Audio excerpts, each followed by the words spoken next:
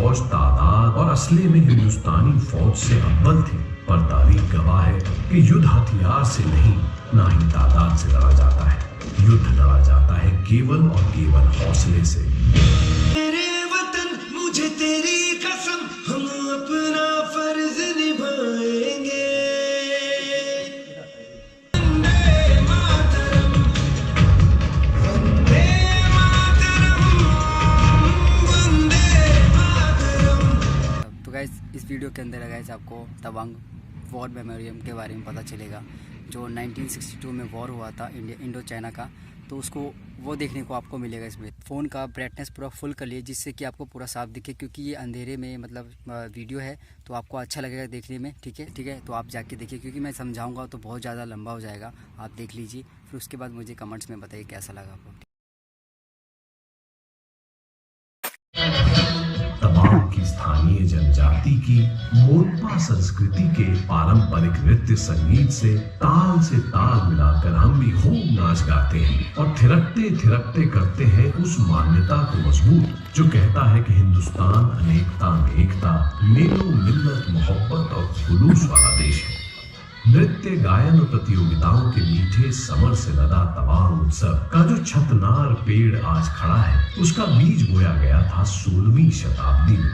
और तवांग संस्कृति का तो कहना ही क्या, ये संस्कृति हम भारतीय सेना के जवानों की तरह ही जीवट है, जो जाने कितने विप्लवकारी सदियों के गलियारे लांघ कर हम तक आई है।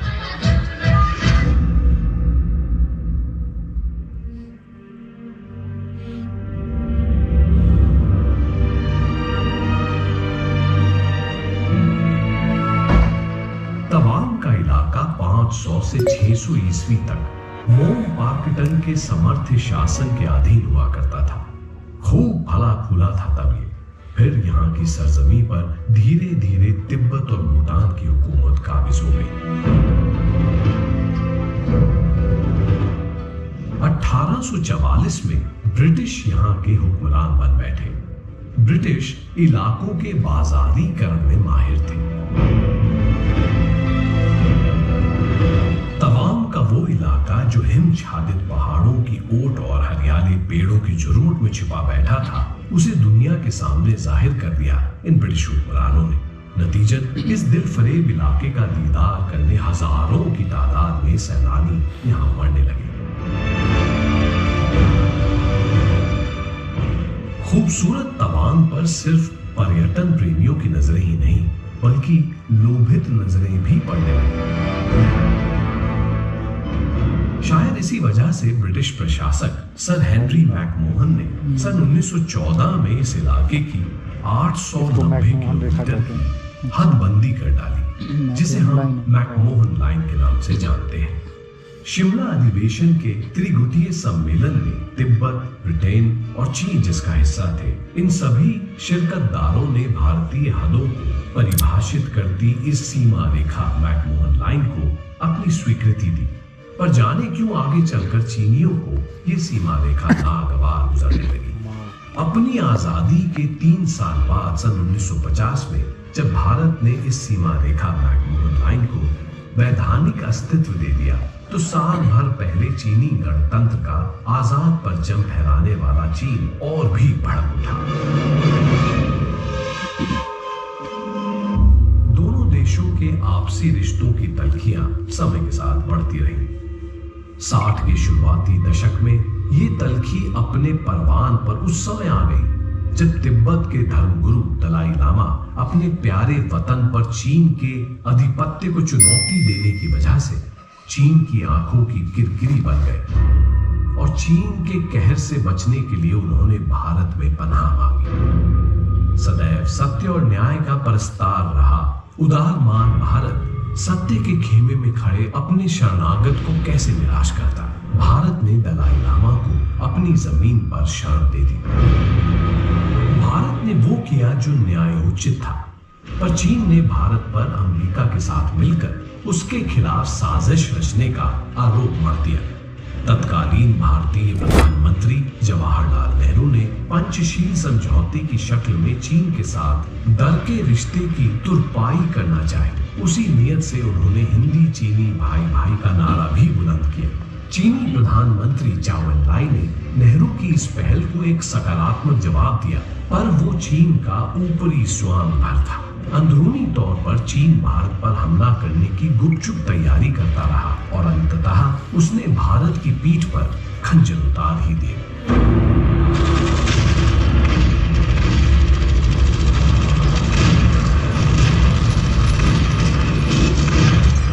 जी हाँ, सन 1962 में चीन ने भारत पर औचक्के से आक्रमण कर दिया।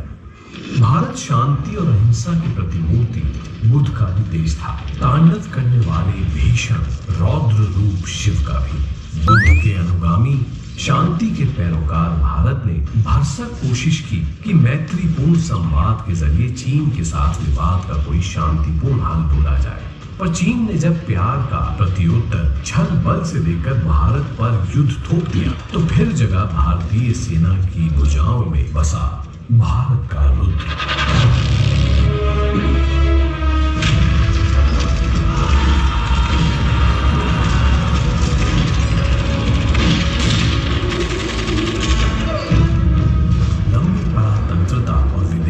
आक्रांताओं के आक्रमण के लंबे सिलसिले से भग्न चोटिल भारत अपनी आजादी की उन्मुक्त हवा में खुद को पुनर्गठित कर ही रहा था कि मौका परस्त चीन ने भारत पर हमला बोल दिया। तब आजाद भारत की सैन्य शक्ति अपनी बाल्यावस्था में थी, पर चीनी हिंदुस्तान के बाबत ये भूल गए कि हिंदुस्तान वो मुल्क था जहां हक और हुकूक के लिए एक नन्ही चिड़िया भी बाज से लड़ने का मुद्दा रखती थी। मुझे तेरी कसम, हम अपना फर्ज निभाएंगे। अब तलक जिए बस तेरे लिए मर जाएंगे। वंदे मातरम, वंदे मातरम, वंदे मातरम, वंदे मातरम, वंदे मातरम, वंदे मातरम। बेशक चीनी फौज तादाद और असले में हिंदुस्तानी फौज से अव्वल थी, पर तारीख गवाह है कि युद्ध हथियार से नहीं, ना ही तादाद से लड़ा जाता है। युद्ध लड़ा जाता है केवल और केवल हौसले से।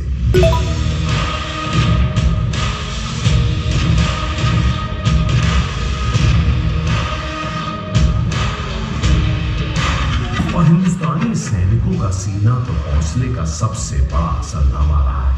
ये हिंदुस्तानी वीरों का हौसला और पराक्रम ही है कि सदियों दर सदियों सैकड़ों आक्रमण झेल चुका हिंदुस्तान अब भी गर्वीली मुस्कान के साथ अशूल अविजित खड़ा है। हिंदुस्तान और हिंदुस्तानियों के इसी कभी न हार मानने वाले जज्बे पर मशहूर शायर इकबाल ने क्या खूब लिखा है। यूनान, मिस्र, रूमा सब मिट गए जहां से, बाकी अभी तक है नामो निशा हमारा। कुछ बात है कि हस्ती मिटती नहीं हमारी, सदियों रहा है दुश्मन दौरे जहां हमारा।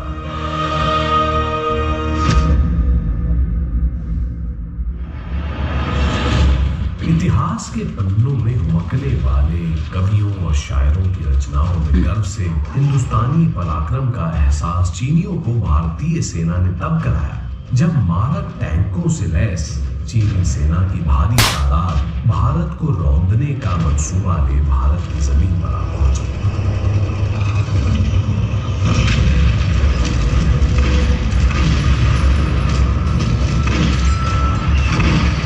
1962 के इस तांडवकारी युद्ध में भारत ने बेशक जान-माल के नुकसान के लिहाज से मात खाई, पर उस युद्ध में मनोबल के मामले में, पराक्रम के प्रदर्शन के मामले में भारतीय सेनाओं ने चीन को अपना जौहर खूब दिखाया।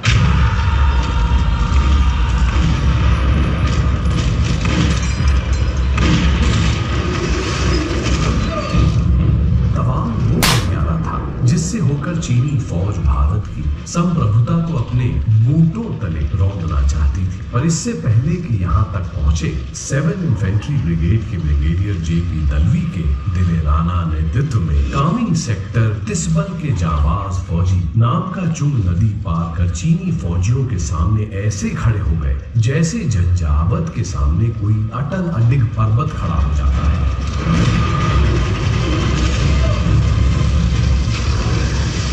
तवांग स्थित ब्रिगेड के अंतर्गत भारतीय सैनिकों की केवल 4 इन्फेंट्री बटालियन थी और सामने थी चीनी फौजियों की 24,000 की भारी तादाद। मामला एक तरफा था, पर फिर भी भारतीय जवान पूरे जोश और बलबले के साथ वहां डटे रहे। हम भारतीय जवानों को सिर्फ चीनियों की तोप बंदूक से रुआ नहीं देना था, उन्हें निपटना था चीनी फौजियों की तैयारियों से भी।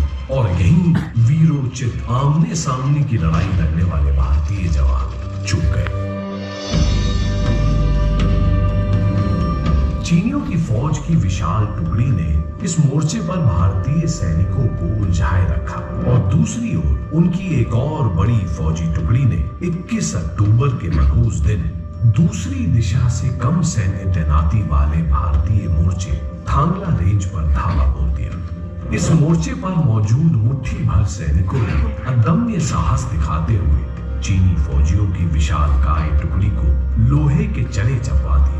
बड़ी मुशक्कत और जान माल के काफी नुकसान के बाद ही चीनी फौज इस मोर्चे पर कब्जा कर पाई।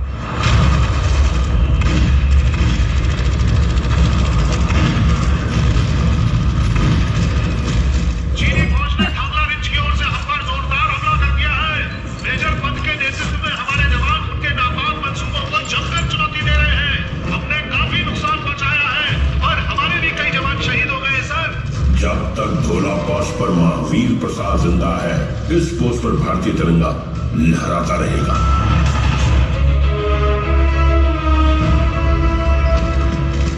चीन भारत पर ताबड़तोड़ चौतरफा आक्रमण कर रहा था। इसने 23 अक्टूबर को आसाम राइफल्स के पोस्ट बुमला पर भी जोरदार हमला बोल दिया। इस पोस्ट की कमान सूबेदार जोगिंदर सिंह के हाथों में थी। सिंह, क्या खबर है? चीनी फौजियों ने हम पर तीनों तरफ से हमला कर दिया है। वो 300 की तादाद में है और हम 30, और फिर भी हमने हार नहीं मानी सर। हमने उनके कई सैनिक मार गिराए। शाबाश जाबाजों, तुम किसी तरह थोड़ी देर और मोर्चा संभाले रखो, हम रिइंफोर्समेंट भेज रहे हैं।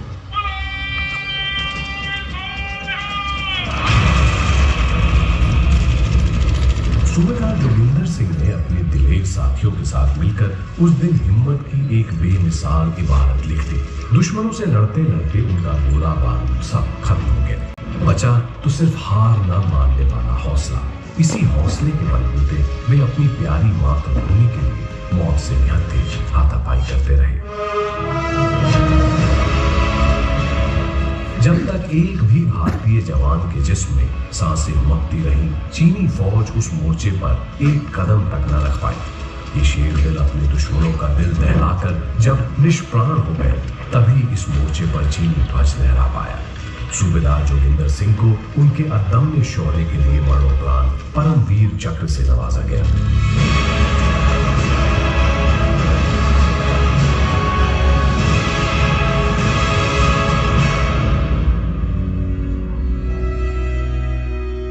हिंदुस्तान के इस वीर सुपूत के अत्यंत ही शूरता भरे कारनामे की स्मृति में बुमला में एक स्मारक भी बनाया गया। आज भी उस स्मारक में मौजूद सूबेदार जोगिंदर सिंह की आदमकद मूर्ति गर्व की प्रतीति कराती है।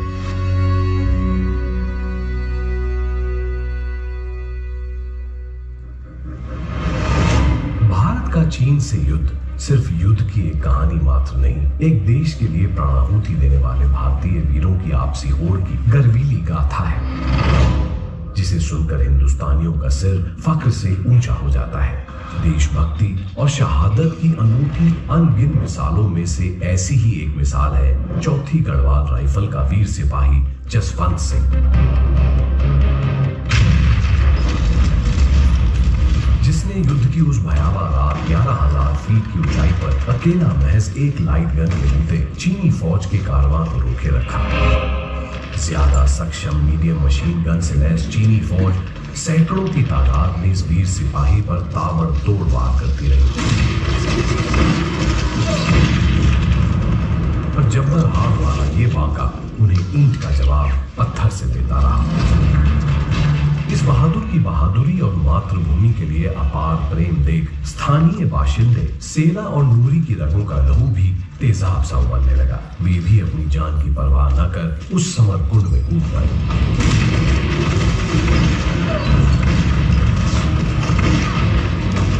जसवंत सिंह अपनी बंदूक से एक एक कर दुश्मन को बेजान करता रहा और जब जसवंत सिंह की गोलियां खत्म हो गईं, तो उसने निहत्थे ही चीनी फौज पर धावा बोल दिया।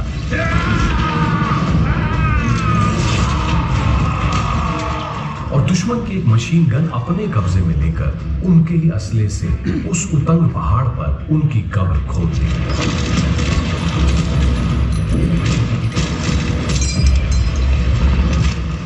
जसवंत सिंह के अदम्य साहस के आगे दुश्मन टिक न सके और 300 चीनी सैनिकों की लाश के रूप में अपनी पराजय का साक्ष्य छोड़ वे भाग गए।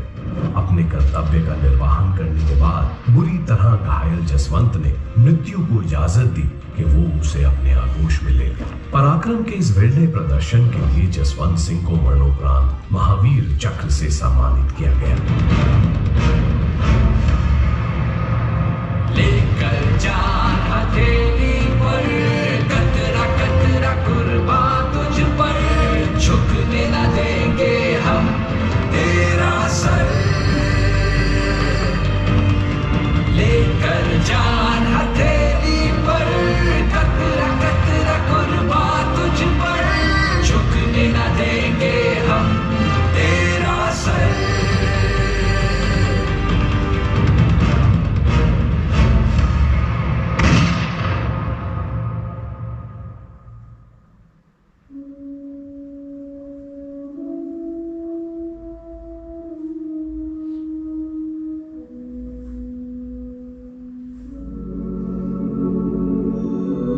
भारत का ये वीर बांका मिटने वाला जज्बा हर हिंदुस्तानी के अंदर देश प्रेम का अलख जगाता रहता है। ऐसे ही कई भारतीय जाबाजों की अद्भुत दिलेरी की कहानी समाए तवांग का नामयांग चोटन विजय स्तूप रेजिमेंट फ्लैग लहराता आन बान शान के साथ खड़ा है। ये सिर्फ विजय स्तूप नहीं है, बल्कि हिंदुस्तान के माथे पे लगा वो गौरवमयी तिलक है जिसमें हिंदुस्तान के 2420 वीर सपूतों का रक्त आहुतित है। जीवन जो मिला था हमको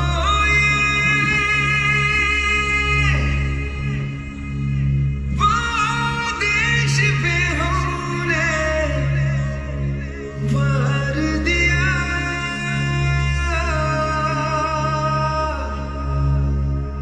जो कर्ज था अपनी मिट्टी का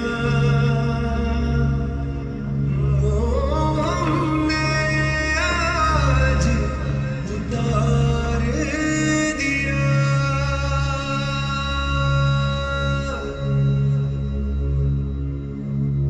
हम करना नहीं खोने का मेरे, मैं सौंप रहा हूँ देश तुम्हें।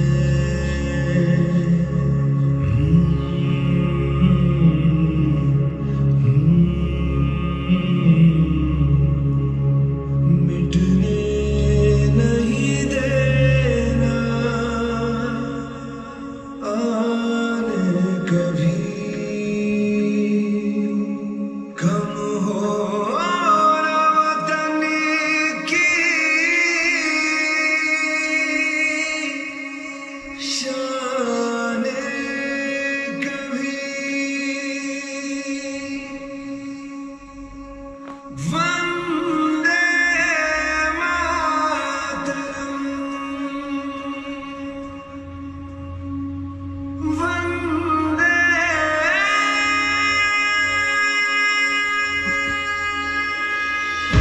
अब तक हुए युद्धों में हिंदुस्तान के हम रणबांकुरों ने रणभूमि पर अपना ऐसा जलवा दिखाया है कि अब दुश्मन हमारे हिंदुस्तान की सरजमी पर बुरी नजर डालने से डरते हैं। हम वीरों ने खुद को न्योछावर कर भारत के लिए शांति अर्जी है, चाहे सामरिक क्षेत्र हो या आर्थिक। सामाजिक क्षेत्र, भारत अब तक मोर्चे पर लगातार द्रुत गति से प्रगति के पथ पर अग्रसर है। इस शांति काल में भी तवांग में तैनात भारतीय सेना का हमारा कर्मठ ब्रिगेड आराम की गोद में नहीं बैठा है, बल्कि इस खूबसूरत पर दुर्गम इलाके के उत्थान के लिए सतत प्रयत्नशील है।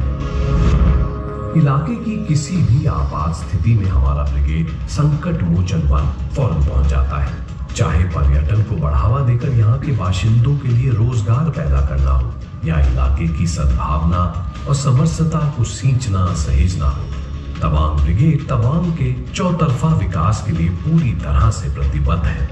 हम तवांग ब्रिगेड के जवान बीमार और प्राकृतिक आपदाओं से ग्रस्त लोगों के लिए ही नहीं, बल्कि पालतू पशुओं के लिए भी हर संभव मेडिकल और राहत शिविर लगाते हैं।